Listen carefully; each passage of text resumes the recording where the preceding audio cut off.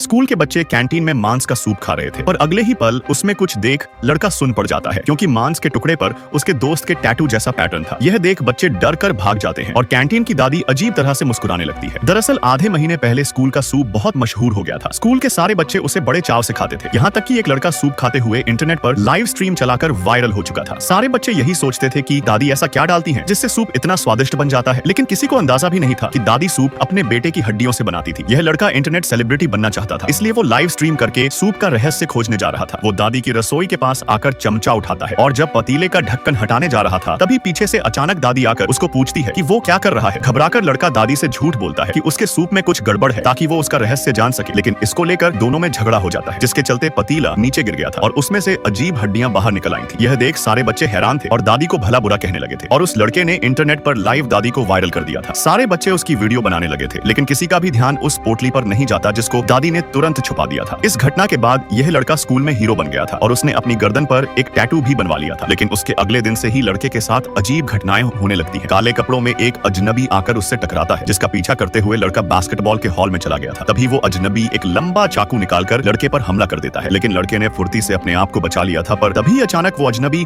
उसकी नजरों से गायब हो जाता है। फिर लड़का गुस्से में कैंटीन की दादी के पास जाता है क्योंकि उसे लगा कि यह सब दादी ही कर रही थी। लड़का दादी पर गुस्सा निकाल रहा था, तभी अचानक उसे कैंटीन में एक काली परछाई दिखती है। उसने सोचा कि काले कपड़ों वाला आदमी दादी का बेटा होगा, पर तभी चाचा आकर बताते हैं कि दादी का बेटा आधे महीने पहले मर चुका है। उसके बेटे के टुकड़े कर दिए गए थे और उसका सिर अभी तक नहीं मिल पाया है। तभी दादी दुखी होकर रोने का नाटक करने लगती है। तभी टीचर आते हैं और लड़के को यह तमाशा बंद कर दादी से माफी मांगने को कहते हैं। इस घटना की खबर फैलते ही सारे लोग लड़के को ही दोषी ठहरा रहे थे। सारे बच्चे उसकी वीडियो बनाकर इंटरनेट पर डालने लगे थे और अगले दिन से ही वो दोस्तों की नजरों में हीरो से जीरो बन गया था। चारों तरफ उसकी बेइज्जती हो चुकी थी जिससे वो रोने लगा था। लेकिन फिर एक दिन बिल्ली को देख उसे एक आइडिया आता है। वो बिल्ली को मारकर दादी को फंसाना चाहता था, पर दादी की रसोई में घुसते ही उसे एक भयानक दृश्य देखने को मिलता है। टेबल पर तरह तरह की पूजा सामग्री रखी हुई थी जैसे कि कोई रस्म की जा रही हो। तभी लड़का फोन निकालकर इन सब की तस्वीर लेने जाता है तो उसका फोन अचानक खराब हो गया था। तभी उसके पीछे एक काला साया आ जाता है। लड़के ने मुड़कर देखा तो काले साये ने उसको जकड़ लिया था और जब काला साया अपनी टोपी उतारता है तो उसमें से केवल काला धुआं निकल रहा था। यह देख लड़के की तो डर के मारे पतलून गीली हो चुकी थी। वो लड़खड़ाता हुआ तुरंत वहां से भाग जाता है और टीचर के इसके बारे में बताता है, लेकिन टीचरों को लड़के की भूत प्रेत की इन बातों पर बिल्कुल भी यकीन नहीं था। इसीलिए लड़का सबूत लाने के लिए